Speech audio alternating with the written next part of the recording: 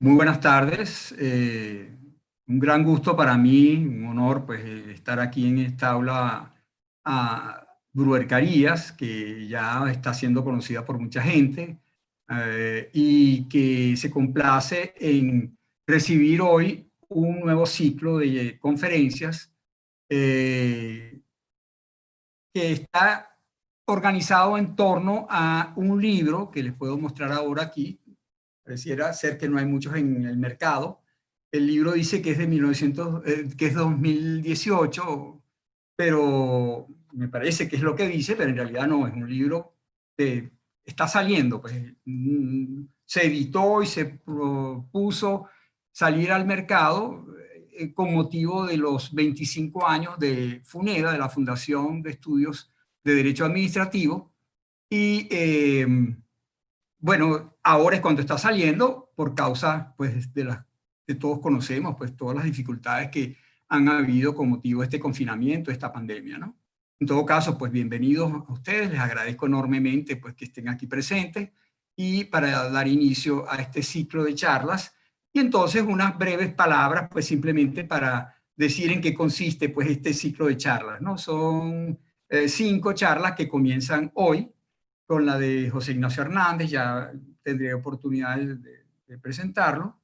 Pero les digo entonces que se trata de un gesto de la caballerosidad y de la solidaridad y de la consideración de CIDEP, CIDEP Centro para la Integración y el Derecho Público, que está dirigido por Jorge Luis Suárez, es el director general de este centro, y que tiene como persona que está allí todo el tiempo pendiente a Antonio Silva Aranguren. Gracias a él estamos en realidad celebrando este acontecimiento con este libro, y ese libro se hizo en homenaje a Funeda. Son verdaderamente dos centros dignos de todos los homenajes. A mí me queda un poco mal decirlo porque yo formo parte de FUNEDA, pero como en realidad FUNEDA es la doctora Belén Ramírez Landaeta, entonces lo digo sin ningún tipo de vergüenza, ¿no? Es decir, FUNEDA merece todos los homenajes posibles porque hacer las cosas que están haciendo hoy en día FUNEDA y el CIEP en cuanto a eventos, a organización de eventos, en cuanto a patrocinio de investigaciones, en cuanto a publicación de obras, colección, transcripción al formato digital de una serie de cosas que son valiosísimas. Bueno, hay que reconocerles verdaderamente a las dos instituciones que estén brindándonos todas esas herramientas que de otra manera sería sumamente difícil tenerlas. Entonces, no quería, pues, cuando el objeto es este libro, Transformación Digital, Modernización e Innovación de la Administración Pública, su subtítulo es Con motivo de los 25 años de FUNEDA. FUNEDA cumplió 25 años el año pasado, en noviembre del año pasado, como tuvimos oportunidad también aquí de reseñarlo, y en un ciclo anterior, y entonces el CIDEP encontró que la mejor manera pues, de homenajear al esfuerzo sostenido pues, de la doctora Belén y de quienes la acompañamos, porque verdad ella tiene una gran habilidad que es la de atraer personas y conjugar esfuerzos y coordinar la colaboración que muchísima gente presta para que las cosas que hace FUNEDA o tienen el nombre de FUNEDA se den con toda felicidad. Dicho esto, pues me queda simplemente decir entonces que hoy vamos a comenzar un ciclo de 5 charlas, ya poco a poco iremos sabiendo cuáles son las 5 charlas, pero para decirles de qué se trata, pues el marco general, está con nosotros José Rafael Belandria, que es el coordinador, él fue un poquito el motorcito que hizo que este libro saliera publicado, y por supuesto nadie mejor que él para explicarnos de qué trata la obra. José Rafael Belandria es un profesor de Derecho Administrativo, muy meritorio, entró por concurso a la UCB y con un currículum excelente, pues, o sea, la gente que a quien yo estoy presentando hoy son verdaderamente dignos también de todos los respetos y elogios, porque son personas que se han destacado en su joven carrera, en su corta carrera, pues se han destacado pues con grandes méritos en la Universidad de los Andes, en el caso de José Rafael Belandria, y luego en la Universidad Complutense de Madrid, donde se doctoró pues con todos los honores también. Y entonces él nos va a explicar en qué consiste esta obra de la que vamos a empezar a hablar en el día de hoy. Entonces con ustedes, José Rafael Belandria. Buenas tardes a todos. Buenas tardes, doctor Gustavo Urdaneta. Muchas gracias por su atenta presentación. ¿Se escucha bien? ¿Sí? ¿Se escucha? Sí, se escucha bien. Bueno, muy bien. Bueno, muy bien. Muchas gracias. Bueno, como decía, muchas gracias por la presentación al profesor Gustavo Urdaneta. Un saludo al profesor José Ignacio Hernández, que es el ponente del día de hoy. Y muchas gracias a la Fundación Universitas por la organización de la actividad y por el espacio. En efecto, el día de hoy vamos a hacer la presentación, vamos a iniciar un conjunto de sesiones para la presentación del libro colectivo Transformación Digital, Modernización e Innovación en la Administración Pública, con motivo de los 25 años de FUNEDA. Y en mi condición de coordinador de este libro colectivo, pues, me gustaría dar las primeras palabras sobre la obra, sobre lo que consiste la obra. Y en ese sentido, en primer lugar, me gustaría decir, o debo decir, que hay un fenómeno que ocurre y viene ocurriendo en la administración pública en los últimos años, probablemente desde comienzos del presente siglo, que consiste en la utilización de las tecnologías de la información y de la comunicación y de Internet en el funcionamiento de la administración pública. Por ejemplo, para la prestación de servicios, para la realización de trámites administrativos, para también inclusive la emisión de actos administrativos y quizás con menor propiedad o sin apego a lo previsto en la ley, también para la realización de procedimientos administrativos. Sin apego, digo, a lo previsto en la Ley Orgánica de Procedimientos Administrativos. Pero que en todo caso ha venido ocurriendo. Y ese fenómeno pues viene sucediendo, como digo, aproximadamente desde comienzos del siglo en curso en nuestro país, en el caso de Venezuela, y se viene manifestando de distintas maneras. Además de eso, también se han creado algunos órganos para ordenar o regular el funcionamiento de la administración por esa vía.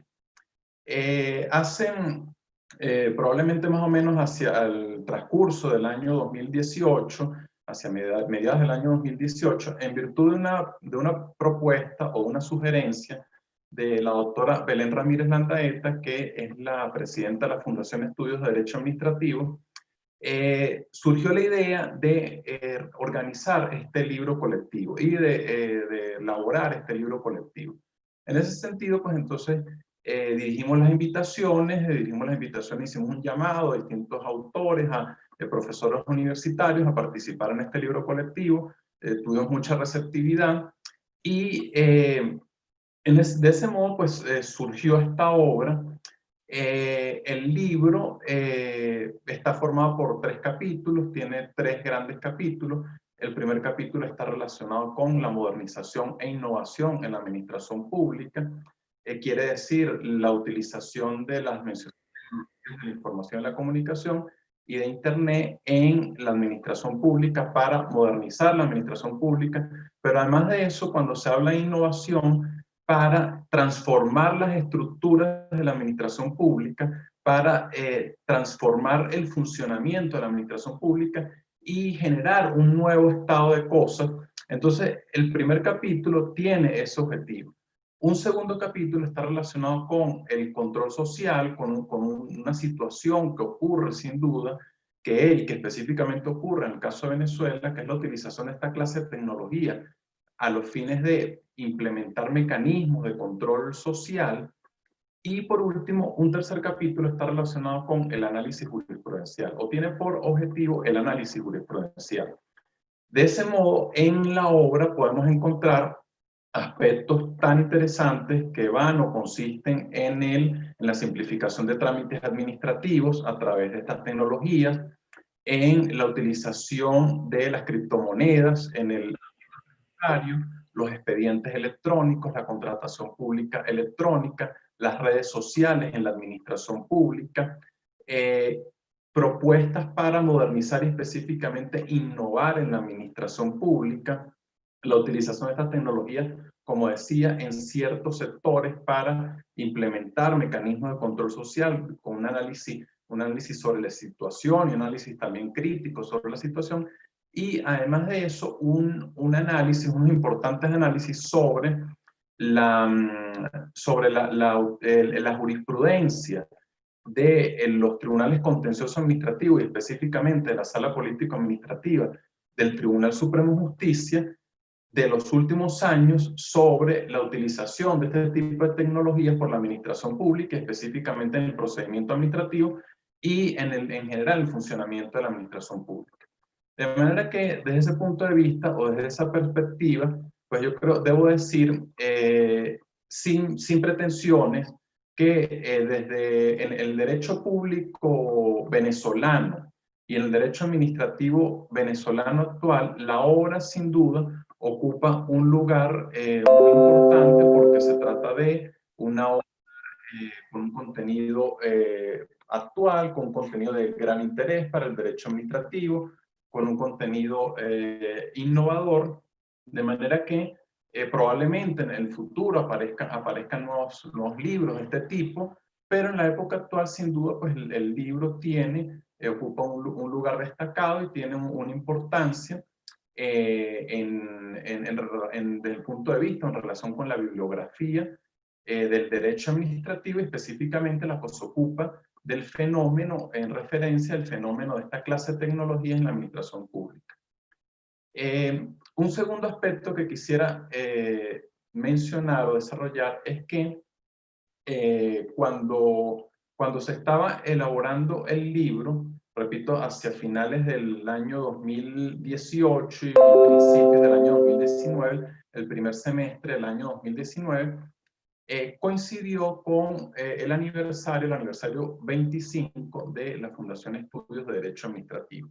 Y acá me gustaría, si es posible, hacer una breve referencia en el siguiente sentido, que cuando se habla desde el punto de vista de la docencia, o cuando se habla desde el punto de vista de la investigación, de la evolución y del desarrollo del derecho administrativo venezolano, específicamente durante el siglo XX, cuando se hace referencia a todos esos hechos conocidos, como son la fundación de la primera cátedra de Derecho Administrativo en el país, a comienzos del siglo XX, a comienzos del gobierno del general Juan Vicente Gómez, unos meses más tarde, en aquel año de 1909, la fundación también de la siguiente cátedra en los Andes venezolanos, en la Universidad de los Andes.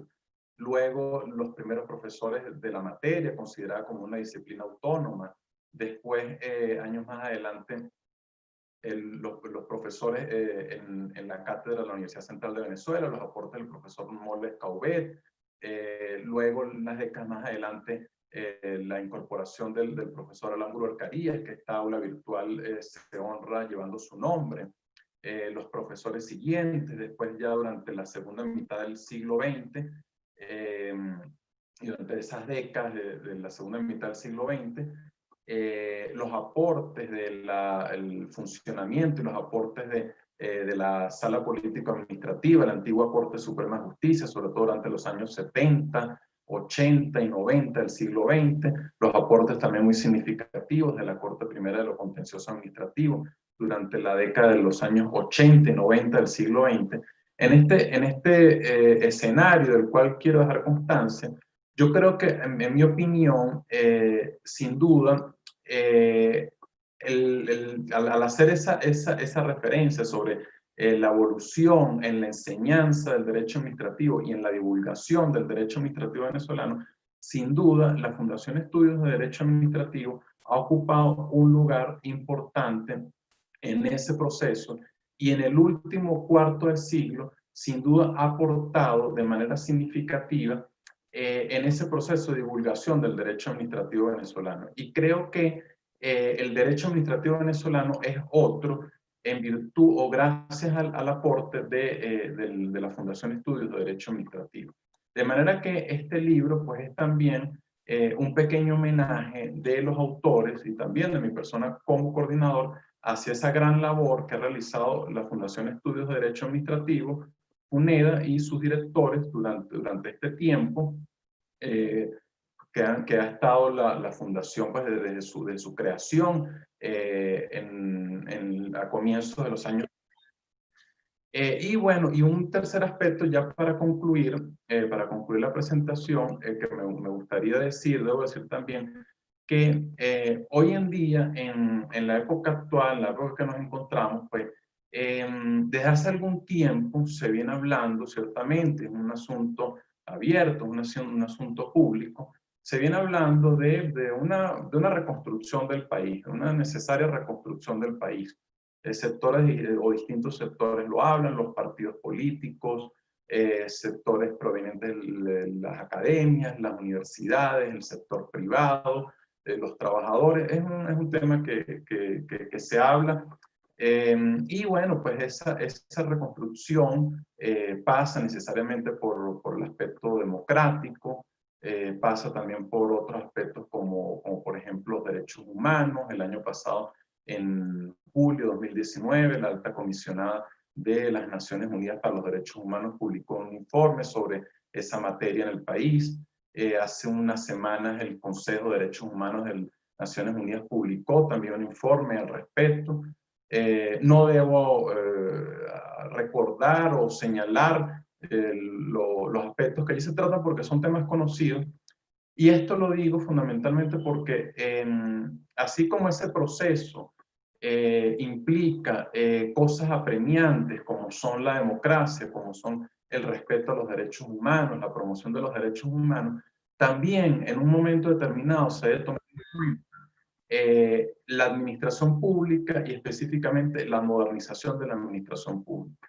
Y esa reconstrucción pasa también, repito e insisto, por la modernización de la administración pública. Y en este libro colectivo que estamos presentando el día de hoy, hay claves, hay líneas, hay ideas para la modernización en la administración pública, la modernización de distintos puntos de vista, pero específicamente a partir de la utilización de las tecnologías en la administración pública para conseguir esa modernización, de manera que yo creo que es una obra también en ese sentido muy valiosa y que merece o que vale la pena ser tenida en cuenta, tomada en cuenta, porque puede, repito, pues dar ideas, suministrar aportes, contribuciones en ese proceso general.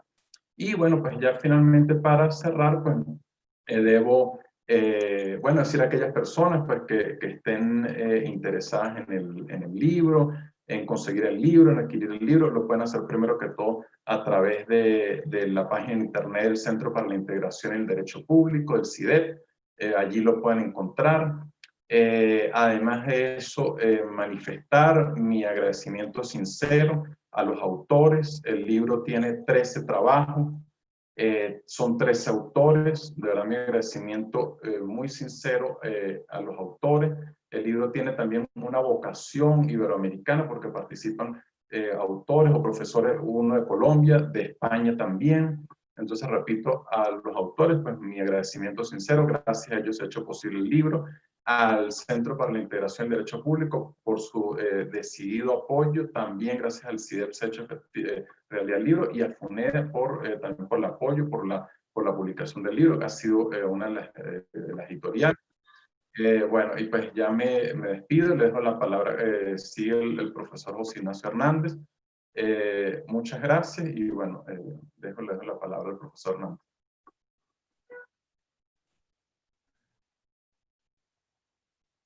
¿Aló? ¿Aló? ¿Me oyen? Sí. Bueno, muchas gracias, José Rafael.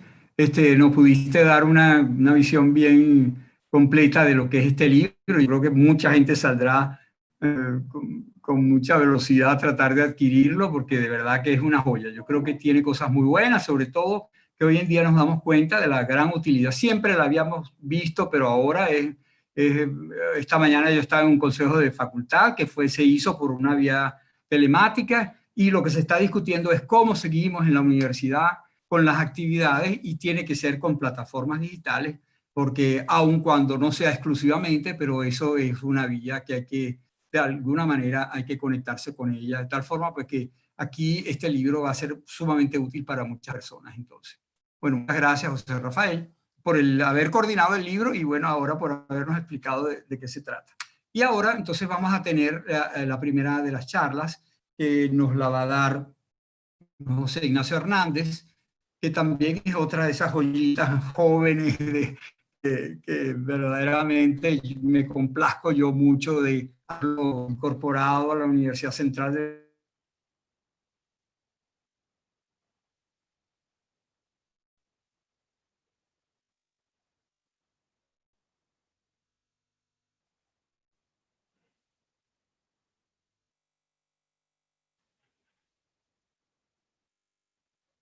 igualmente con honores, igualmente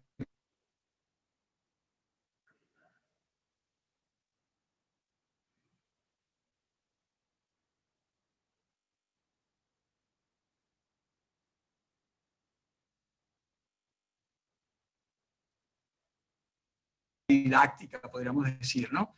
Y ahorita entonces él nos va a hablar de uno de los artículos que está incluido en este libro, justamente en el capítulo 2, creo, en el segundo capítulo de los que nos habló José Rafael, que es justamente donde se observan un poco como que las luces y sombras de la telemática, o de la administración telemática, pues de la administración electrónica o digital, que puede ser por un lado muy útil, y tiene la virtualidad, si se utiliza bien, como todos los instrumentos humanos, si se utilizan bien, pues pueden ser muy útiles, pero si no son bien utilizados, también pueden hacer mucho daño, y sobre todo cuando tienen tanta potencialidad como estos.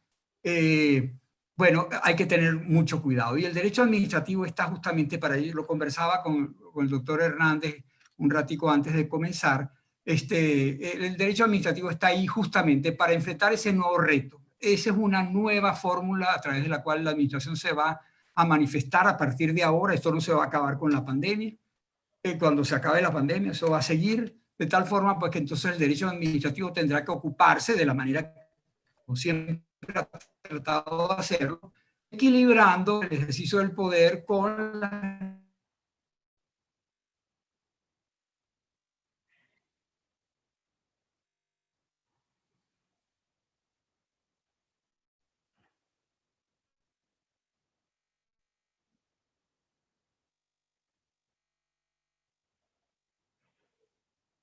concretamente de su perspectiva hacia lo que es la administración electrónica, sus potencialidades, sus riesgos, y enfocándolos hacia un tema específico que tiene que ver con la regulación de la economía. Y en el caso concreto de la economía venezolana, de cómo esas técnicas o tecnologías de la información y de la comunicación pueden ser utilizadas para bien o para fines no tan loables.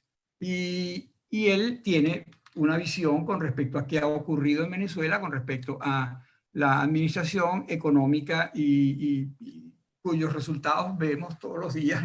Y por supuesto, él nos va a dar una de sus explicaciones, de las explicaciones posibles. O sea, cómo la administración venezolana ha utilizado las tecnologías de la información y la comunicación para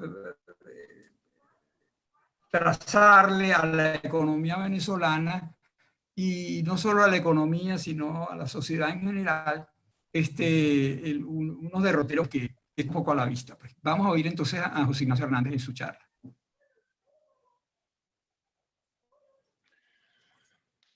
Bueno, muchísimas gracias Sí, perfecto. Muchísimas gracias, en primer lugar, a FUNEDA y a la Fundación Universitas por esta invitación. Yo estoy muy contento de estar aquí, especialmente en homenaje a la Fundación Estudios de Derecho Administrativo FUNEDA y en su presidente, la doctora Belén Ramírez Landaeta. Mi primer libro hace ya algunos años lo publiqué con FUNEDA y desde entonces he podido mantener una estrechísima relación con la fundación, que ha tenido un rol fundamental en el desarrollo y consolidación del derecho administrativo, especialmente, muy especialmente recalco en estos tiempos. Es también un placer estar con el profesor Gustavo Urdaneta Troconis. Además, estaría hablando de algunos temas de procedimiento administrativo, que fue la materia que recuerdo que el profesor Gustavo Urdaneta me dio hace algunos años en la Universidad Central de Venezuela. Y también mi agradecimiento a José Rafael Velandra por haber coordinado este magnífico libro de un tema tan actual como es las administraciones electrónicas en un proceso además o en una perspectiva de modernización de las administraciones públicas venezolanas. Sin embargo, el punto al cual yo me voy a referir hoy, siguiendo mi artículo, es muy específico. Es el rol de la administración electrónica en la intervención económica, algo así como el derecho administrativo económico electrónico.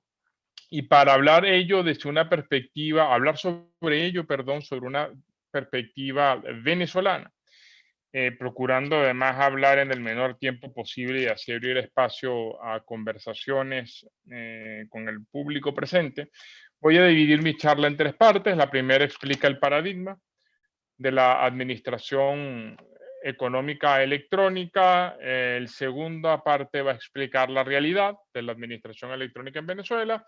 Y por último, la tercera parte voy a resumir algunas propuestas de reforma y algunos tópicos de interés para el tema de la administración económica y los mecanismos o medios electrónicos o digitales. Vamos a empezar con los paradigmas. La administración electrónica es básicamente un concepto que apela a una tecnología en especial, generalmente denominadas tecnologías de la información y de la comunicación, medios telemáticos, medios digitales. Aquí hay toda una discusión doctrinal en la cual yo prefiero no entrar por los momentos. Basta con decir que lo que caracteriza a la administración electrónica es que las administraciones públicas, para la realización de su actividad, acuden a tecnologías de la información y de la comunicación, medios electrónicos o digitales, y esto aporta una gran ventaja tecnológica, porque los medios electrónicos reducen notablemente los costes de la actividad administrativa y fortalecen distintos principios asociados a los estándares de la buena administración. Así, las administraciones electrónicas favorecen o fortalecen el principio de transparencia, porque es posible eh, acudir a mecanismos electrónicos para poder llevar a cabo la actividad administrativa que se va a realizar con la transparencia propia de los medios electrónicos. La rendición de cuentas también se lleva a cabo a través de medios electrónicos de mejor manera. ¿Por qué? Porque precisamente la administración puede acudir a tecnologías de la información y de la comunicación para dar cuenta, dar explicaciones, motivaciones de sus actuaciones, incluso en tiempo real. La eficiencia y eficacia son mejor servidas por las tecnologías de la información y del conocimiento, precisamente porque se ahorran costes de actuación de la administración pública. La separación administración ciudadano desaparece en el ámbito, en el mundo virtual.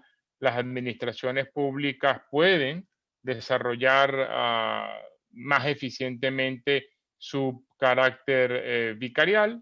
Y en definitiva, se ha señalado que las administraciones electrónicas propenden al gobierno abierto. Administración electrónica es sinónimo de gobierno abierto. Ese es el paradigma. Ya voy a explicar por qué no es necesariamente un paradigma. y cómo, en definitiva, la administración electrónica no es más que un instrumento. Y como sabemos, los instrumentos pueden ser usados para el bien, gobierno abierto, o para el mal. Ahora bien, dentro de la teoría general del derecho administrativo, ¿en dónde se ubica la administración electrónica? Mi posición en este sentido es bastante conservadora. Yo he venido sosteniendo que la administración electrónica se ubica en el ámbito del derecho administrativo formal. La administración electrónica es una forma especial de la actividad administrativa que se contrapone a la forma escrita y en cierta medida en lo que atañe a los trámites administrativos a la forma presencial. Las administraciones públicas en sentido tradicional llevan a cabo su actividad a través de actos escritos, procedimientos documentados, contacto con los ciudadanos presenciales, frente al principio de escritura, al documento físico como paradigma del procedimiento administrativo tradicional, surge entonces la administración electrónica y así se puede hablar de un procedimiento administrativo electrónico, de un acto administrativo electrónico. De manera tal que la administración electrónica es tan solo, y fíjense cómo esta palabra tan solo ya pretende bajar un poco este paradigma al terreno de la realidad. La administración electrónica es solo un instrumento, una forma especial de la actividad administrativa. Y aquí ya de entrada tenemos un problema en Venezuela en el cual yo he insistido mucho, y es que la Ley Orgánica de Procedimientos Administrativos, que es la ley vigente en materia de procedimientos administrativos y que está llamada a tener un rol preferente y superior en todo lo que tiene que ver con procedimientos administrativos, la Ley Orgánica de Procedimientos Administrativos parte del principio de escritura. Hay ciertamente leyes que fomentan la administración electrónica, la ley sobre acceso e intercambio electrónico del año 2012, la ley de infogobierno del año 2013, principios de administración electrónica en la ley orgánica de la administración pública, en la ley de simplificación de trámites administrativos, pero ninguna de esas leyes modifica la ley orgánica de procedimientos administrativos ni el principio de escritura, y basta el repaso de la Ley Orgánica de Procedimientos Administrativos para comprobar cómo toda la arquitectura jurídica de esta ley está pensada, como no podía ser de otra manera en la década de los 80, cuando esta ley fue promulgada, en un procedimiento escrito con documentos físicos, en un procedimiento en el cual la interacción con los ciudadanos es presencial. Este es el resumen del paradigma. Vamos ahora a hablar de qué ha pasado con la administración electrónica en Venezuela.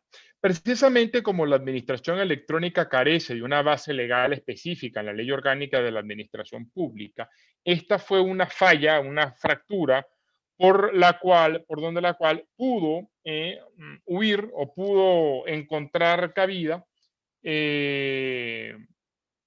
principios típicamente o técnicas de actuación claramente autoritarios. Y esto tiene una clara explicación. Antes de la LOPA, como todos sabemos, cada funcionario podía diseñar y escoger en cada caso concreto el procedimiento que iba a aplicar y eso daba pie a arbitrariedades, además a una gran ineficiencia. La gran virtud de la Ley Orgánica de Procedimientos Administrativos es que la ley conquistó el procedimiento administrativo limitando por ello a la administración pública. El principio de legalidad aplica también en materia de procedimientos administrativos.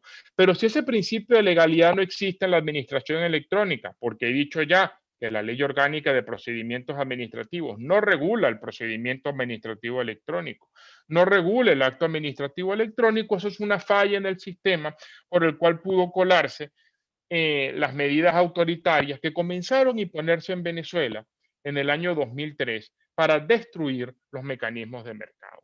¿Qué son los mecanismos de mercado? Aquellas instituciones jurídicas que facilitan el libre intercambio de bienes y servicios propendiendo a la eficiencia económica. Y esas instituciones jurídicas responden a derechos de contenido económico consagrados en la Constitución. La libertad de empresa, artículo 112, la propiedad privada, artículo 115, como derivación de todo lo anterior, la libertad contractual. La administración económica puede intervenir para regular el ejercicio de esos derechos, por ejemplo, para atender fallas de mercado, asimetrías de la información, pero una garantía esencial de los derechos económicos y en concreto de la libertad de empresa frente a las administraciones públicas es precisamente el principio de legalidad. En 2003, como decía, comienzan a implementarse medidas típicamente autoritarias contrarias a las garantías jurídicas de la libertad de empresa establecida en la Constitución a través de un modelo de planificación central. Porque en realidad lo que comenzó a suceder en Venezuela en el 2003 es que el proceso de toma de decisiones se trasladó de la sociedad civil al Estado, de un modelo de descentralización donde la sociedad civil tiene derechos para satisfacer sus propias necesidades, a un modelo centralizado en el cual solo las administraciones públicas pueden decidir cómo y en qué términos se lleva a cabo el intercambio de bienes y servicios. Y esto es este dato es muy interesante, además desde una perspectiva histórica. Cuando se analizan algunos estudios de por qué colapsó el modelo de planificación central vinculante de la Unión de Repúblicas Socialistas y Soviéticas, hay una razón que a mí siempre me ha llamado la atención.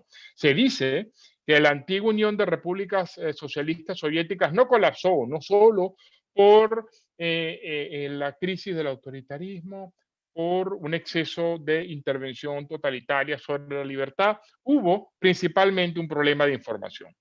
Claro, porque para llevar a cabo el modelo de planificación central vinculante establecido en la Constitución de la antigua Unión de Repúblicas Socialistas Soviéticas era necesario procesar toda la información de la economía, porque, insisto, mientras que en un modelo descentralizado la información fluye entre los distintos actores económicos de la sociedad civil, en un sistema de planificación central, toda la información está concentrada en el planificador. Y se dice entonces que el modelo soviético falla o colapsa porque no había la tecnología necesaria para procesar toda esa información.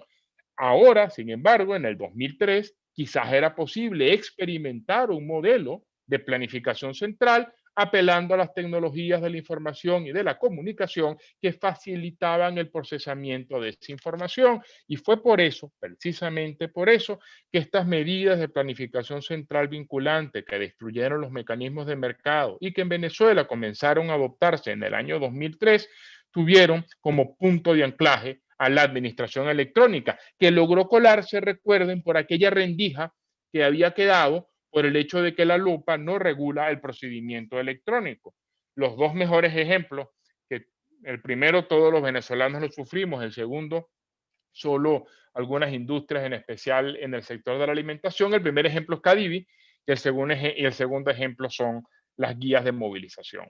Cadivi, o el régimen de control de cambio, fue un régimen de planificación central vinculante que centralizó en el Estado la compra y venta de divisas, de manera tal que el individuo solo podía comprar y vender divisas pasando por ese mercado centralizado. Como ustedes pueden suponer, centralizar el mercado de divisas requiere centralizar muchísima información. Eso se hizo a través de la administración electrónica, porque todos los trámites de Cadivi eran, en esencia, trámites electrónicos. Las autorizaciones para adquisición de divisas, AAD, las autorizaciones para liquidación de divisas, el registro único de usuario, todo eso eran trámites que se hacían ante la administración electrónica.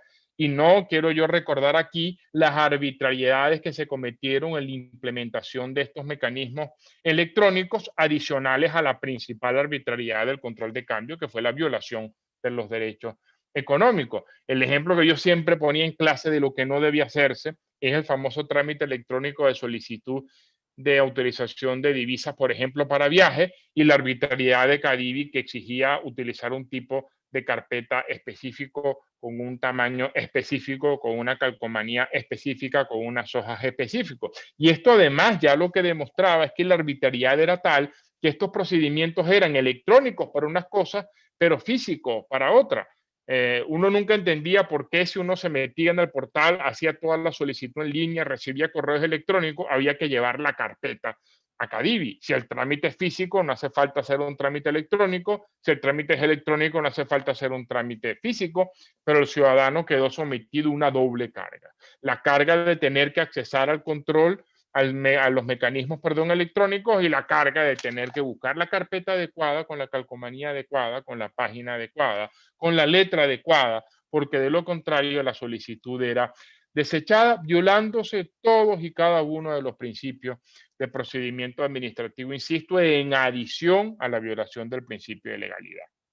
Las guías de movilización fue otra herramienta de la cual se valió el modelo de planificación central vinculante para controlar la distribución especialmente de alimentos. ¿Y cómo funcionaba? Palabras sencillas, todas las empresas de distribución de alimentos tenían que acceder a un portal electrónico y obtener una guía para poder distribuir alimentos, de manera tal que el Estado decidía si la harina maíz precocida iba o no iba al oriente del país, si el arroz iba o no iba al occidente del país. Y en estas guías de movilización, de nuevo, se reprodujeron estas técnicas arbitrarias. Era un procedimiento electrónico, pero si el camión que hace la distribución era detenido por componentes de la Fuerza Armada, típicamente la Guardia Nacional, y no tenía la guía movilización impresa, eso daba lugar a medidas de comiso de la mercancía, y en algunos casos delicados, además, penas privativas de libertad, porque en el proceso de criminalización de la iniciativa económica en Venezuela se llegó a establecer como ilícito, creo que la pena eran 18 años, el distribuir alimentos sin la correspondiente guía impresa. Esta administración electrónica al servicio de medidas autoritarias no se limitó solo a la llamada actividad de policía económica, también se trasladó a la actividad administrativa prestacional. Y el ejemplo, que incluso hoy día lo tenemos en Venezuela, el colapso del modelo centralizado ha hecho que ya Cadivi no exista, o el modelo de control de precios, y las guías de movilización han caído en desuso, pero en materia de administración o actividad prestacional está el sistema Patria. Si usted, ciudadano, quiere acceder a transferencias directas en especie, a beneficios sociales, debe inscribirse en un portal electrónico a través del cual usted podrá entonces recibir este tipo de beneficios sociales. De nuevo, esto permitió al modelo autoritario capturar u obtener información que, como ha quedado recogido en distintos informes de organismos internacionales, permitió el uso de estas políticas sociales, de la actividad administrativa prestacional de la administración, con fines claramente clientelares. ¿Y qué pasa si usted en un país impone mecanismos centralizados que requieren cumplir trámites electrónicos? Si usted en un país organiza la provisión de bienes y servicios, en concreto productos de primera necesidad distribuidos a través del sistema Patria, de nuevo a través de mecanismos electrónicos, lo que usted está creando es lo que en economía se llama una renta. Si usted logra inscribirse en el sistema Patria y obtiene el beneficio, usted va a obtener un bien cuyo valor de mercado es muy inferior al valor que usted tuvo que pagar. El caso, por ejemplo, de las cajas CLAP, que tiene un subsidio implícito, creo recordar, de cerca de $10. Si usted tenía suerte y lograba sortear todos los vericuetos de la administración electrónica cambiaria, usted iba a obtener divisas a una tasa preferencial. Esos son rentas, es decir, el ciudadano podía acceder a bienes a un precio muy inferior al precio de mercado. Y la economía política nos enseña que cuando se implementan medidas de intervención administrativa que generan rentas, eso es un claro incentivo para la corrupción.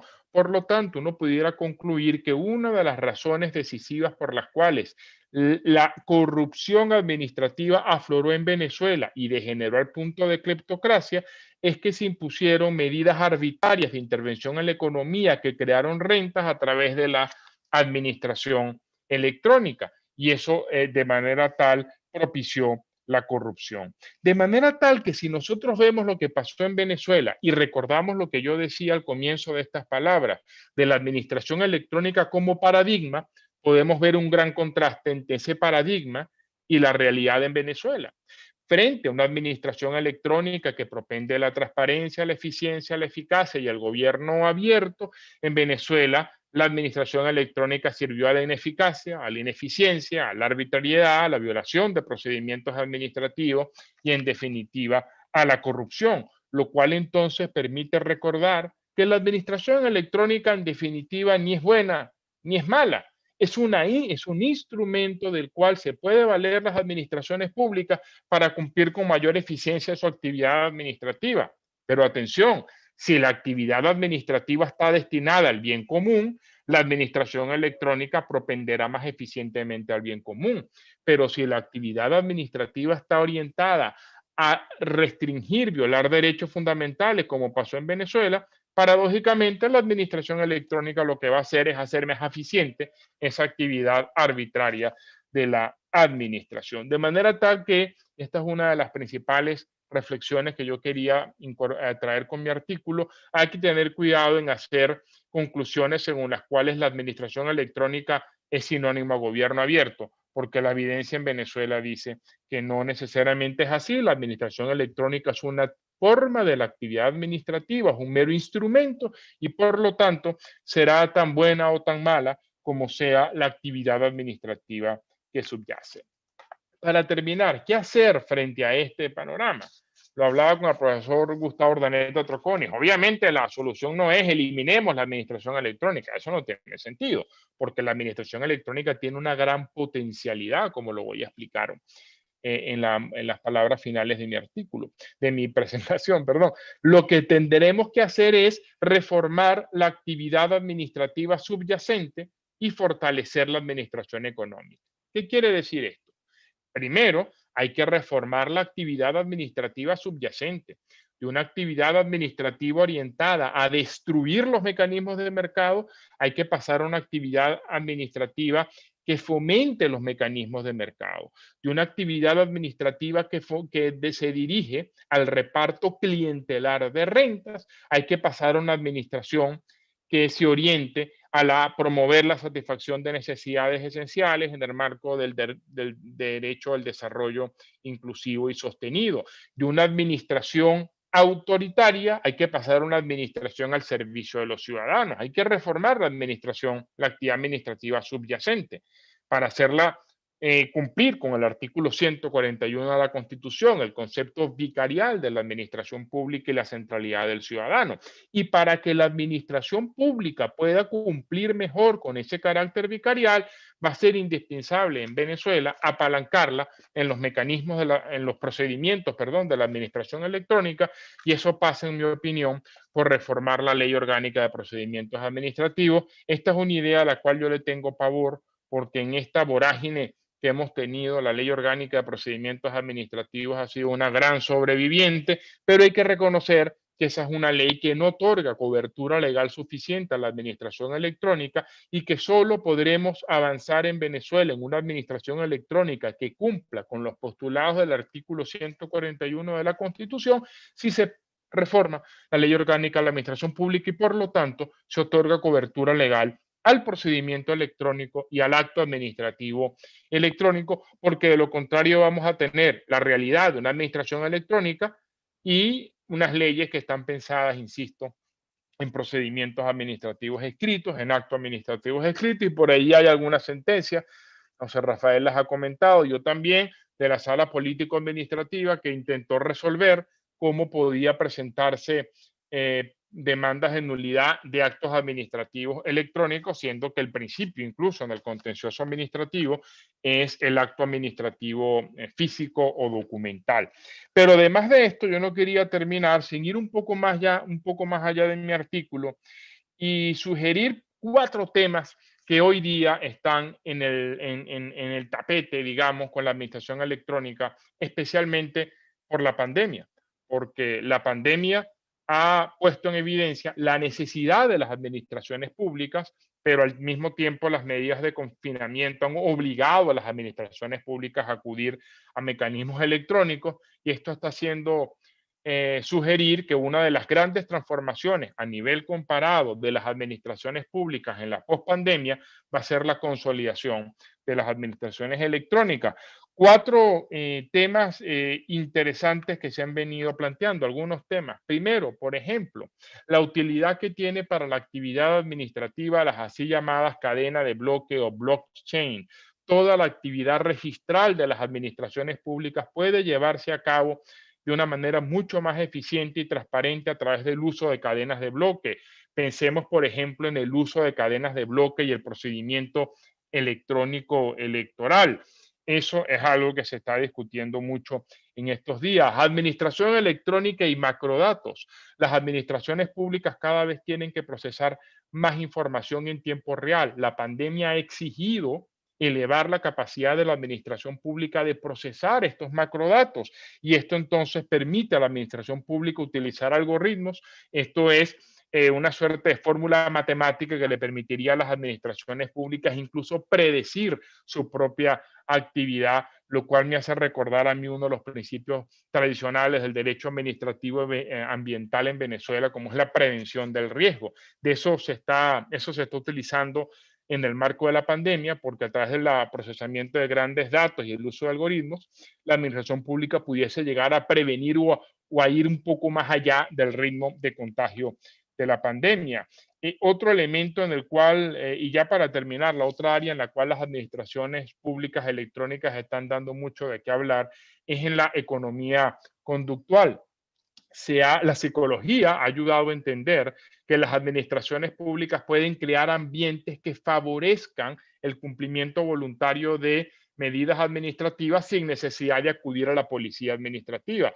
Y eso, de nuevo, en la pandemia ha sido de gran utilidad. Si la administración pretendiese fiscalizar el uso de tapaboca con la actividad de policía administrativa, pues va a tener que tener casi tantos policías como población hay. Eso es imposible. Entonces, allí se está pensando cómo la administración pública, a través de mecanismos electrónicos, puede crear un ambiente psicológico, por así decirlo, de toma de decisiones que impulse, la palabra en inglés es nudge, que haga ese empujoncito que permitiría a los ciudadanos cooperar voluntariamente en el cumplimiento de estas medidas de policía sanitaria. Como ustedes pueden ver, y no quería terminar mis palabras, hay todo un mundo de las administraciones electrónicas en Venezuela, y la invitación es a ver este mundo, porque mucho más temprano que tarde el derecho administrativo en Venezuela tendrá que ser reformulado para abrirlo a las administraciones electrónicas, insisto, en el marco del principio de legalidad administrativa, y allí estas novedades, de las cuales yo tan solo he dado una gran pincelada, serán sin duda un elemento a tener en cuenta. Me despido agradeciendo de nuevo la invitación, su atención, y con todo el gusto quedo aquí para conversar o aclarar cualquier duda que tengan a bien formular. Muchas gracias.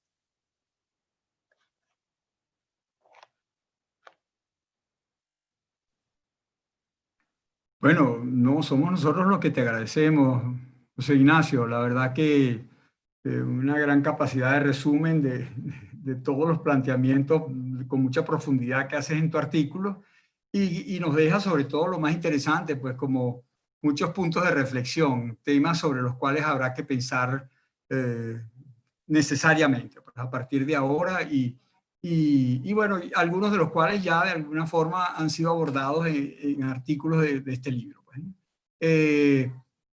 Bien, estamos esperando preguntas, no veo que hayan hasta ahora todavía, seguramente la gente está como demasiado impresionada con tu velocidad y tu capacidad de explicación, pero seguramente que habrán unas preguntas, algunas observaciones a tan interesante tema y exposición. A mí me gustaría, ya aprovechando que los tengo a Ignacio por un lado y a José Rafael por otro, yo le oí a José Rafael, le he oído en algunas oportunidades hablar, digamos, un poco como de su parecer respecto a que sí existe algún tipo de cobertura legal en relación con algunas maneras o algunos elementos de lo que sería la administración telemática.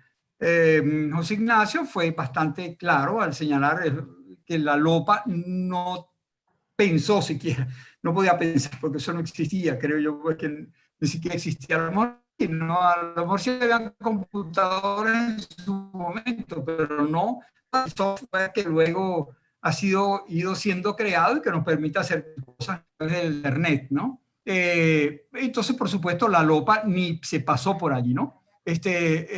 Pero la LOPA también tiene a mi manera de ver, pues una de las cosas que hablábamos seguramente cuando estabas en clase allá en el posgrado, que la LOPA tiene, primero, ella se siente como que ella es una norma subsidiaria. Es decir, en principio pueden haber otras normas distintas a la LOPA. Lo que no puede ocurrir es que nos encontremos con una ausencia absoluta de normativa en relación con los procedimientos administrativos y las actuaciones de la administración. Eso es verdad. Y para eso está la LOPA. De tal manera que si no hay otra norma, ahí está lo que dice la LOPA. Pero si hubieran otras normas, ella cede el paso, dice, no, ¿por qué? Porque la administración es la que puede saber y cada una de las administraciones está más familiarizada con su área específica de actuación y de repente hay cosas que son más adecuadas para determinados tipos de comportamiento de la administración. Entonces, la LOPA impide la actuación de la administración telemática o la permite en la medida en que se respeten ciertos principios. Yo le oí, decía a José Rafael, que sí algunas cosas podían tener concretamente las notificaciones o los actos administrativos o el procedimiento administrativo telemático. No sé si de repente pudiéramos oír, si les parece bien, pues, ¿no? Si no te estoy forzando a algo indebido, José Rafael, en este caso, ¿no? Sí, claro, con gusto, con gusto. A ver, ¿se escucha bien? Sí. Sí, perfecto. Bueno, sí, el punto es muy interesante. A ver, mi opinión sobre el tema es que, como decía el profesor José Ignacio Hernández, en Venezuela se ha creado un ordenamiento jurídico, es decir, un ordenamiento jurídico también con ciertas características, porque se ha ido formando por capas, y un ordenamiento jurídico en general que para regular el fenómeno de la administración pública electrónica o de la administración pública telemática. Entonces, bueno, allí hay varias figuras. Están, por ejemplo, las figuras de los portales en Internet, están, por ejemplo, las figuras de la firma electrónica, de los registros electrónicos, de los mensajes de datos, de las notificaciones electrónicas. Entonces, hay una serie de figuras y hay, por decirlo de esa manera, un mundo que existe allí en un conjunto de leyes que van desde la ley orgánica de la administración pública dictada originalmente en el año 2001, la ley sobre mensajes de datos y firma electrónica, luego algunas leyes que mencionó José, la ley sobre intercambio de datos e información del año 2012, la ley de infogobierno del año 2013. Si uno también analiza esas leyes, bueno, la verdad es que como decía hace un momento, se han ido editando por capas y algunas materias inclusive se superponen unas a otras, lo cual pues genera como un ordenamiento un tanto difícil, un tanto, o hasta cierto punto, o un ordenamiento o una normativa que no es ordenada. Entonces, bueno, sí, existen allí esas figuras, pero ahora, si uno va a la materia de procedimiento administrativo, si uno va al caso específico del procedimiento administrativo, yo, como decía el profesor José Ignacio Hernández, coincido con él. El tema está que el procedimiento administrativo no está, y específicamente la posibilidad de utilizar Internet en el procedimiento administrativo, no está prevista en la LOPA, no está prevista en la LOPA por varios motivos. Uno de esos porque la LOPA es del año 1981, para esa época no existía Internet, o como se conoce hoy en día. Esto también ha traído una especie de polémica o discusión científica en el país, discusión doctrinaria, de si es posible o si no es posible, por qué.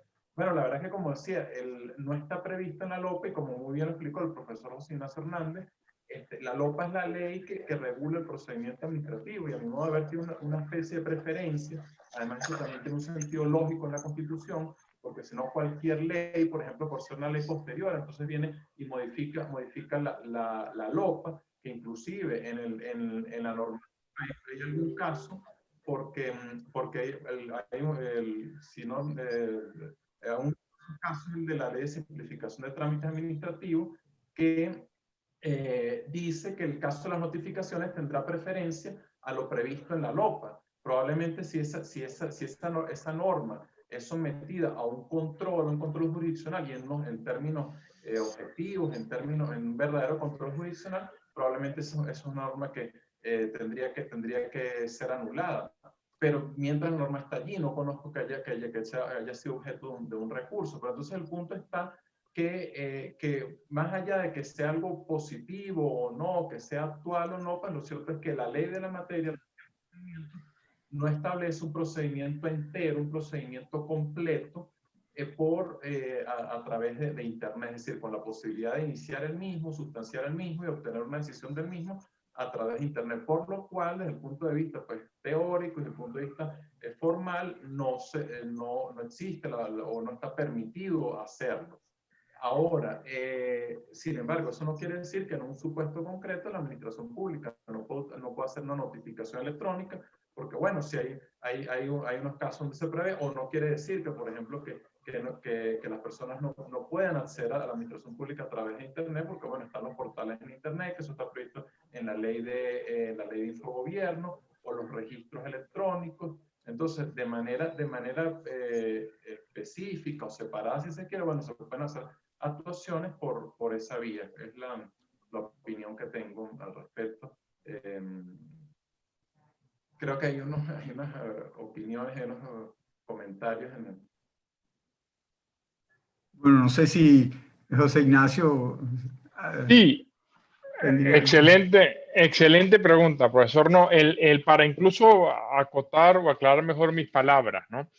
Lo que no puede haber, y me temo ha pasado en la práctica en Venezuela, lo que no puede haber es una administración electrónica contra la ley. Eso no puede ser, y la materia de procedimiento es de la Reserva Legal. Cierto que hay una serie de leyes administrativas que establecen principios, no creo yo que lleguen al punto de reglas, principios que estimulan, fomentan la administración electrónica. Yo no tengo duda de que si uno hace una interpretación hermenéutica de todas esas leyes, ahí uno pudiese llegar a concluir un poco más de manera aterrizada el ordenamiento jurídico de la administración electrónica, pero eso no es lo que quiso la Ley Orgánica de Procedimientos Administrativos. De hecho, me parece a mí que eso es retrotraernos antes de la Ley Orgánica de Procedimientos Administrativos, donde era necesario analizar la Ley de la Hacienda Pública y una cantidad de leyes para tratar de hilvanar los principios y reglas del procedimiento administrativo. Y yo en clase siempre daba lo que yo llamo la prueba del algodón, la presentación de peticiones administrativas. La LOPA tiene toda una regulación, el famoso reglamento incluso de la LOPA, de cómo se presentan las peticiones, el sello, que si no se puede entonces a través de correo. Hay toda una regulación legal que parte de que las peticiones se presentan en físico, y eso es fundamental para distintas consecuencias, desde la interrupción del lapso de prescripción hasta el inicio del procedimiento. Por más que haya principios que estimulan la administración electrónica, ninguno de esos principios desarrolla reglas que derogan la regulación de la petición administrativa como una petición documentada, escrita, física, en fin, que tiene además que tener algo que me parece a mí, ahora que lo digo, absolutamente anacrónico, un sello de recibido y tal. Si no lo tiene, yo creo que el ciudadano va a estar en una posición de indefensión frente a la administración pública. Yo creo que de eso se trata, de evitar que la administración electrónica, por ausencia de debida cobertura legal, degenere en un mecanismo que genere indefensión, incertidumbre, desconfianza, justo lo contrario a lo que debería ser la administración electrónica.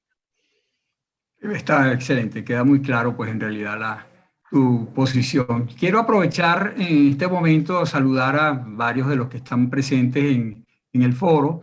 En primer lugar, el epónimo, pues Alan Brewer Carías, pues que tiene siempre un lugar muy especial aquí además del afecto de todo lo que hemos estudiado con él o hemos podido trabajar con él. Y entonces, bueno, nada, pues un saludo muy especial al profesor Alan Brewer Carías, y agradecerle porque esté aquí presente en esta charla de esta noche.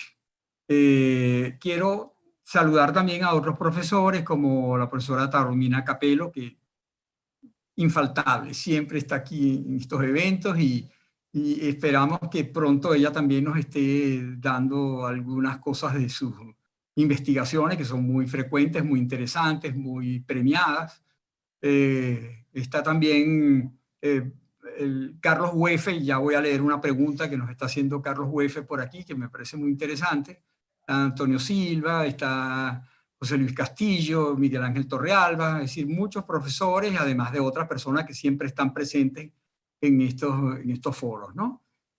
Bueno, muchas gracias a todos ellos por su presencia, y esperamos pues que se estimulen a plantearnos algunas preguntitas por aquí, que vamos a aprovechar que José Ignacio, que está bien lejos y medio confinado, como me lo decía hace rato, fastidiado allá aun cuando en un entorno que ya me gustaría estar confinado así también, allá en Massachusetts. Entonces, pero te leo entonces, José Ignacio, algo que nos pregunta Carlos Huefe, a quien saludo también.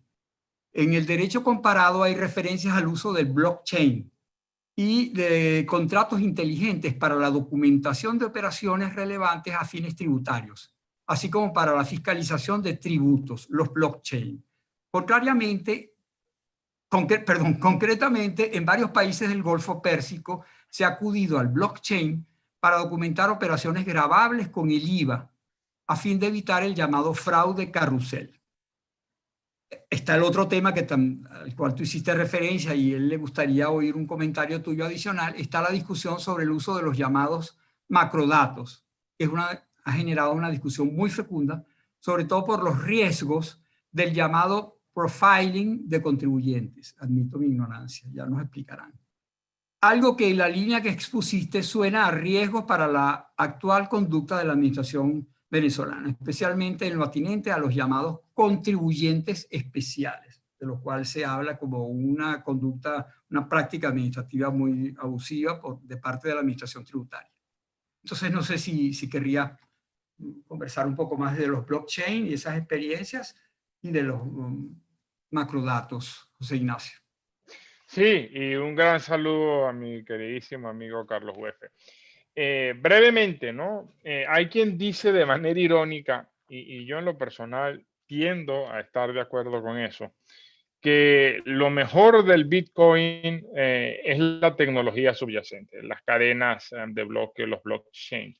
Porque simplificando mucho un tema que es ciertamente complejo, la gran virtud que tiene las cadenas de bloque es que permite o disminuye los costos de transacción porque ahorra la necesidad de que un tercero certifique la transacción. Si nosotros pensamos en muchas de las aristas de la actividad administrativa, podremos ver cómo la administración pública cumple un rol que los economistas han señalado, Douglas North, de un tercero que certifica transacciones, por así decirlo, y en caso de cualquier discrepancia, hace cumplir las instituciones, ¿no? En la administración pública registral, por ejemplo. El propio derecho al sufragio. Si yo quiero votar por el candidato Pedro, tiene que haber un tercero que certifique que yo voté por el candidato Pedro. Entonces, la administración pública, buena parte, en razones, digamos, económicas, de por qué existe una administración pública, porque la administración pública reduce los costos de transacción porque es un tercero que certifica ciertas transacciones y precisamente la tecnología de los bloques de cadena permite eludir o pasar por alto esta actividad registral tradicional de la administración y en materia, por ejemplo, de que es un caso, es un área en la cual yo he venido trabajando y que va a ser fundamental en la reconstrucción de Venezuela, la actividad administrativa prestacional para las transferencias directas que se necesitan para paliar la situación de pobreza en la que se encuentran amplios sectores de la sociedad civil venezolana. Esas transferencias directas, actividad administrativa de fomento, en definitiva, recordando a Jordana de Poza, puede realizarse de mucha mejor manera, por ejemplo, a través de cadena de bloque. El otro punto que decía Carlos es fundamental. ¿Qué pasa con los macrodatos? Que en la medida en que se permita a las administraciones públicas procesar todos los datos de los ciudadanos, eso lo que permite es violar el derecho a la intimidad, porque la administración pública con estos macrodatos va a terminar siendo algo muy parecido, o pudiese, perdón, terminar siendo algo muy parecido a el gran hermano de la célebre novela de Orwell 1984. Y precisamente es por eso que tiene una gran, hace sentido el hecho de que en el intento del socialismo del siglo XXI en Venezuela de imponer un modelo de centralización y planificación central vinculante, se haya querido precisamente acudir a la administración electrónica porque permite procesar datos de manera mucho más eficiente, y es por eso precisamente que el uso de algoritmos por las administraciones públicas está siendo ahorita de cuidado en el derecho administrativo. Comentaba con el profesor Gustavo Ordaneta, hace no mucho, un mes me parece, salió una muy buena monografía en este sentido en España. Muy bien, hay otras personas que han mencionado el tema de los blockchain, y iba un poco en el mismo sentido, es decir, había que incorporar la blockchain o la técnica pues, de los blockchain como un mecanismo para darle mayor certeza pues, y evitar pues,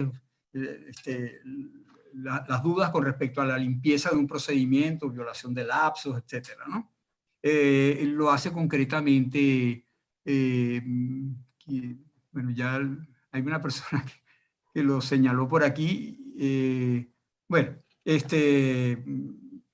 también hay otra pregunta que tiene que ver con la impugnabilidad de la actuación de la administración por vía electrónica, ¿no? Carlos Murga nos pregunta, la ley de contrataciones, esa es otra. Perdonen que a veces como se ve que no manejo muy bien esto, ¿no? Pero ustedes me entienden. Me van a perdonar aquí está. Quien lo dijo fue el Alex, un youtuber Alex. Bajo su apreciación es posible impugnar actos administrativos que están viciados ante los tribunales, tomando como acto administrativo la notificación o el mensaje electrónico. Esa es una pregunta. La impugnabilidad pues, de estas actuaciones. Recuerdo que el caso de Cadivi era particularmente grave, pues, o sea, la negativa de acordar las divisas solicitadas, ¿cómo se impugnaban? Si no había acto administrativo, en todo caso un acto que cumpliera los requisitos de la LOPA, ¿no? No sé qué opinas al respecto, Ignacio. Sí, así es. Confieso que no he seguido la jurisprudencia contencioso-administrativa venezolana en los últimos años, pero sí recuerdo un criterio jurisprudencial de la Sala Político-Administrativa que comenté, por cierto, en un artículo en la revista Derecho Público, y mi gran saludo al profesor Brewer, que escuché que estaba por aquí, con un caso que me parecía a mí imagen de la arbitrariedad del derecho administrativo venezolano, un procedimiento ante Cadivi electrónico, como suele ser. De hecho, me parece que era un procedimiento de importaciones en las cuales era básicamente que todo mayormente electrónico. Se recibe una negativa de la solicitud de autorización de adquisición de divisa y se presenta un recurso contencioso administrativo de nulidad. Y la sala política dice, no, mire usted, es que yo no puedo conocer de este caso si no tengo el acto administrativo. Ese correo electrónico que usted recibió es la notificación de que hay un acto administrativo. Usted tiene que pedirle a la administración cambiaria que le dé el acto administrativo impreso, físico, con sello y demás cosas, y con eso usted entonces va a presentar la demanda de nulidad. Yo me acuerdo en mi otra vida, donde yo ejercía derecho administrativo en Venezuela, que yo tuve un caso de eso y pedí el acto administrativo escrito y creo que hasta el día de hoy no lo han dado. Eso es una arbitrariedad que no tiene sentido bajo la perspectiva de un derecho administrativo centrado en el ciudadano, pero sí bajo un derecho administrativo de políticas predatorias que destruyeron los mecanismos de mercado. Más allá y al margen de esto, yo he sido de la tesis de que la Ley Orgánica de la Jurisdicción Contencioso Administrativa estableció en Venezuela la universalidad de control de toda actividad e inactividad de la administración pública, con lo cual la forma de la actividad o inactividad administrativa no es un dato relevante, y en este caso de las solicitudes electrónicas incluso creo que el mecanismo de verlo no sería tanto un recurso contencioso administrativo de nulidad del acto administrativo electrónico denegatorio, sino simplemente una pretensión de condena. Yo le pedí a la administración pública que me diera algo por correo electrónico, pero solo pedí. La administración electrónica no me ha dado la petición que yo le solicité. Yo, por lo tanto, interpongo una demanda, una pretensión de condena contra la administración pública para que me dé aquello que yo solicité por medios electrónicos, y la forma en la cual el ciudadano ha hecho esa petición no debería, por supuesto, impedir u obstaculizar el acceso a la jurisdicción contencioso administrativo, pero aquel criterio estaba basado en una visión muy estática, dogmática del acto administrativo escrito y degeneraba la indefensión, porque en la práctica los actos de la administración cambiaria quedaban excluidos de facto del control contencioso administrativo. Aquí encontré la intervención que planteaba el tema de los blockchain de Iván López Ruiz, en el sentido que ya tú habías expuesto. Y en otra orden de ideas, Carlos Murga nos pregunta sobre la ley de contrataciones públicas que prevé el uso de las contrataciones electrónicas. ¿Hay algún comentario con respecto a esto?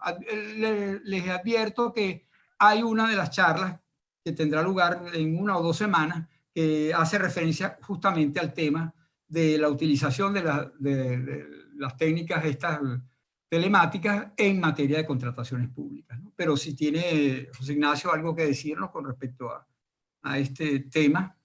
No, estupendo.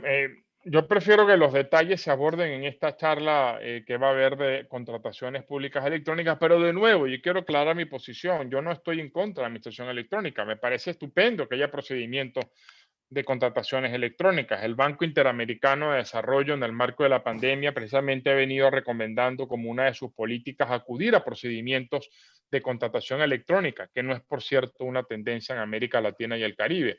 Mi observación es que el procedimiento administrativo electrónico, incluso el procedimiento de licitaciones públicas conducido por medios electrónicos, debe tener una clara y sólida base legal y no ya meros principios que exhorten al uso de medios electrónicos, porque en la medida en que la regulación legal del procedimiento administrativo esté diseñado para una administración, vamos a llamarla física y no virtual, las garantías del ciudadano dependerán de que exista una administración pública física, una actividad administrativa física, y el caso de Cadivi ya demuestra cómo la asincronía entre el ámbito de jure, una administración pública física, y el ámbito de facto, una administración virtual o electrónica, degenera o suele degenerar, perdón, en actuaciones lesivas a los derechos de los ciudadanos.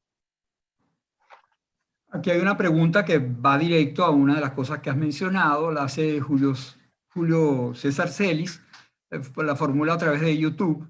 El presidente de la República, en el marco del estado de excepción, puede regular la materia procedimental telemática, teniendo en cuenta que esta forma parte de la reserva legal. Vaya, No sé si esa es una pregunta para un examen oral. Bueno, vamos a ver. Teóricamente sí, porque el estado de excepción, como todos sabemos, produce como efecto el decaimiento de la reserva legal, en el sentido que el propio decreto puede regular áreas de la reserva legal, pero la proporcionalidad llama a que la regulación del estado de excepción sea temporal, sujeta al estado precisamente de excepción. Por lo tanto, un decreto de estado de excepción pudiese regular materias de la reserva legal en materia de procedimientos administrativos solo en la medida estrictamente necesaria para atender la emergencia, pero no puede, a través de decretos de estado de excepción, dictarse normas permanentes de procedimiento administrativo electrónico que vayan más allá de la situación de emergencia. Y precisamente el punto en el cual yo he sido muy crítico es que en el derecho administrativo venezolano no existe un marco jurídico legal estable con vocación de permanencia que regule las garantías de los ciudadanos frente a la administración electrónica. Efectivamente. Aquí hay otra pregunta que formula un comentario y al final pregunta algo Serafín Magallanes, luego de felicitar a los expositores, por supuesto que lo han hecho todos. Dice, a raíz de la situación actual por la pandemia, la administración pública, tanto a nivel nacional como municipal, ha aplicado una clara y evidente segregación contra los particulares, por cuanto en el área tributaria se ha mantenido muy activa, incluso coartando la posibilidad cierta del cabal ejercicio de los correspondientes recursos administrativos, por ejemplo, el recurso jerárquico. ¿Cuáles serían sus apreciaciones y comentarios al respecto? Bueno, digamos, dejando a salvo el detalle, que no quisiera por razones de tiempo entrar en ello, creo que esta discriminación, me parece que era la palabra que se está empleando, es signo de lo que yo he venido llamando la fragilidad del Estado administrativo venezolano, la fragilidad de las administraciones públicas que hoy día no tienen capacidad para cumplir sus cometidos, y eso, entre otras razones, uno de los síntomas a nivel comparado de esta fragilidad es que hay estos tratamientos que en apariencia son discriminatorios, y por supuesto que son discriminatorios, pero no responde a una política de discriminación o de segregación o de lo que fuere, sino es simplemente una manifestación de una falla sistémica de las administraciones públicas que lamentablemente deja a los ciudadanos en un estado de indefensión aún mayor. Aquí hay una participante, María Daniela Millán, por YouTube, que nos dice: esta ausencia de cobertura legal para el procedimiento administrativo es similar a la que padece el procedimiento judicial, además de reformas legales, cambio de paradigmas. Yo entiendo que se refiere a los procedimientos judiciales actualmente, pues en momentos de pandemia, porque, bueno, no sé en realidad qué comentario tiene José Ignacio al respecto. Bueno, es que el principio del procedimiento judicial es de escritura, ¿no? El Código de Procedimiento Civil, y entonces hay toda una contradicción con el paradigma de los mecanismos electrónicos que se aplican. Ojo, aquí hemos hablado de administración electrónica, pero hay Poder Judicial electrónico, Parlamento electrónico, que ahorita con la pandemia, por cierto, la Unión, creo que se llama Interparlamentaria, no interplanetaria, ha venido desarrollando la idea de un parlamento electrónico. En efecto, aquí lo que estamos es un cambio de paradigma, pero yo quisiera de nuevo llamar la atención de que no debemos caer en la tentación de decir que la administración electrónica siempre es buena. Cada vez que ustedes vayan a decir que la administración electrónica siempre es buena, recuérdense de los trámites de Cadivi, que era la antítesis de una buena administración, era más bien la mejor muestra de una mala administración que paradójicamente cumple con eficiencia la mala administración a través de mecanismos electrónicos.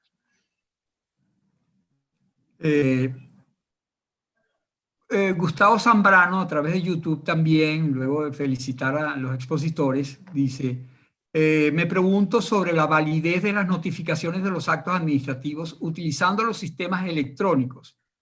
¿Qué elementos deben rodear esta notificación? Recuerdo que, bueno, no recuerdo, bueno, lo he dicho, pero advierto, les aviso, pues que habrá una charla que también se referirá al procedimiento electrónico, pues como tal, de tal forma que allí habrá seguramente una especial atención a los distintos aspectos del procedimiento en vía electrónica o en sede electrónica, para decirlo de alguna manera. Pero no sé si quieres decir algo, José Ignacio, al respecto. Yo advierto de nuevo que en esta materia soy conservador, o más bien pro garantista de los derechos de los ciudadanos. Si no hay una ley que de manera clara modifique las reglas de notificación del acto administrativo de la Ley Orgánica de Procedimientos Administrativos, debe prevalecer las reglas de notificación del acto administrativo, sobre todo si recordamos la importancia de la notificación del acto administrativo para la defensa de los derechos de los ciudadanos. Y aquí hay otro aspecto que yo no quisiera pasar por alto, pero que hay que decirlo.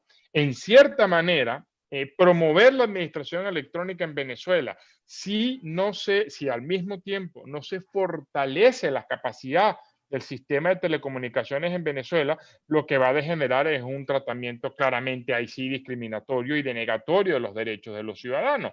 Esa era una de mis críticas con esa idea de que el pasaporte solo puede solicitarse con mecanismos electrónicos. Basta con ver el porcentaje de población venezolana que tiene acceso a Internet, dejando a un lado la calidad del servicio, para comprobar cómo la brecha tecnológica que hay en Venezuela es un impedimento para la administración electrónica, y en la medida en que se imponga el procedimiento electrónico sin que haya debida calidad de los servicios de telecomunicaciones, lo que se va a estar promoviendo es lo contrario a la idea de una administración electrónica que sirve mejor a los ciudadanos. Va a ser todo lo contrario, va a ser una administración electrónica alejada de los ciudadanos por las limitaciones al acceso a servicios electrónicos, visto el estado de los sistemas de telecomunicaciones y de la Internet en Venezuela. Bueno, yo creo que esta es la última pregunta que está muy en sintonía con esa distinción que nos hizo el expositor entre la regulación normativa y la realidad institucional y fáctica de la administración, que tienen que estar sintonizados, pues, porque de otra manera, ¿de qué nos sirve una buena ley si la administración que la va a aplicar no está en capacidad de aplicarla o viceversa, pues, ¿no? Este lo hace Remy Ramírez por YouTube también. Si bien es cierto que los trámites administrativos requieren agilidad, eficiencia y eficacia, la legislación venezolana ha tratado de dar respuesta a las exigencias existentes sobre este tema, supongo, ¿no? Por ejemplo, la Ley de Simplificación de Trámites establece la no exigencia de la presentación de documentos ya que obran ya en los expedientes de la administración, como la cédula de identidad, etcétera. Pero en la administración pública, muchos organismos lo exigen a discrecionalidad del funcionario. ¿Será posible internalizar en funcionarios de la administración pública? Bueno, justamente el trecho que hay entre la legislación y la conducta práctica de la administración, ¿no? Claro, es el cambio ahí sí de paradigma de una administración centrada en el poder a una administración centrada en el ciudadano, que es lo que propone el artículo 141 de la Constitución. La Carta Iberoamericana de los Derechos y Deberes de los Ciudadanos frente a la administración, que yo creo que es uno de los textos que recoge el acervo iberoamericano de los estándares de la buena administración, habla de confianza mutua. El ciudadano debe confiar en la administración para cumplir voluntariamente sus decisiones. Aquí la economía conductual tiene mucho que decir, pero la administración pública también debe presumir la buena fe del ciudadano, que es lo que está en la Ley de Simplificación de Trámites Administrativos, pero eso va en contra de una cultura e incluso de origen colonial en Venezuela, que es la cultura del trámite, de la mal llamada tramitología, o de la mal llamada burocratización de la administración pública. Aquí los medios electrónicos son hoy día considerados una principal herramienta para simplificar los trámites administrativos, pero uno de los problemas que hay es que los trámites a nivel de América Latina y el Caribe no son preponderantemente electrónicos. El Banco Interamericano de Desarrollo estima que en promedio solo el 30% de los trámites administrativos en Latinoamérica, en América Latina y el Caribe, perdón, se hacen por vía electrónica. Eso limita el alcance de la simplificación electrónica de trámites administrativos. Hay unas felicitaciones que vienen del profesor Miguel Ángel Torrealba, muy agradecido y felicita a los ponentes. Y a mí también, al moderador, por su excelente. Gracias, Miguel Ángel. Y también Antonio Silva, profesor Antonio Silva, también felicitaciones muy especiales para los ponentes. Y un comentario que hace Iván López Ruiz, que era uno de los que hablaba de los blockchain antes y que no lo había logrado conseguir. Me excuso por eso. Al final, serán los principios de buena fe, transparencia, no discriminación, derecho a petición, garantía de la Constitución, etcétera, los que deban aplicarse por encima de las normas obsoletas para garantizar la recta aplicación del procedimiento administrativo. Buena pregunta, pero no por encima de la Ley Orgánica de Procedimientos Administrativos. Los principios generales del derecho administrativo permiten suplir lagunas de la ley, permiten flexibilizar la interpretación de la ley, permiten adecuar la ley a las circunstancias sociales, económicas, culturales cambiantes.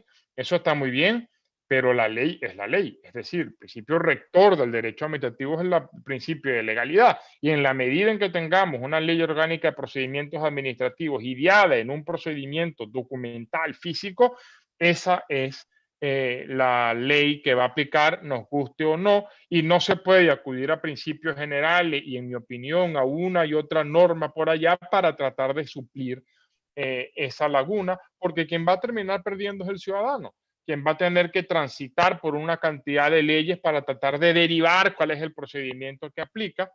Y creo yo que la solución al fondo del problema, desde el punto de vista normativo, es reformar la ley orgánica de la administración pública. Desde el punto de vista material, de nuevo, ni la mejor ley de procedimientos administrativos electrónicos serviría en Venezuela si no se cierra la brecha de acceso a las tecnologías de la información y de la comunicación que hoy día existen en el país.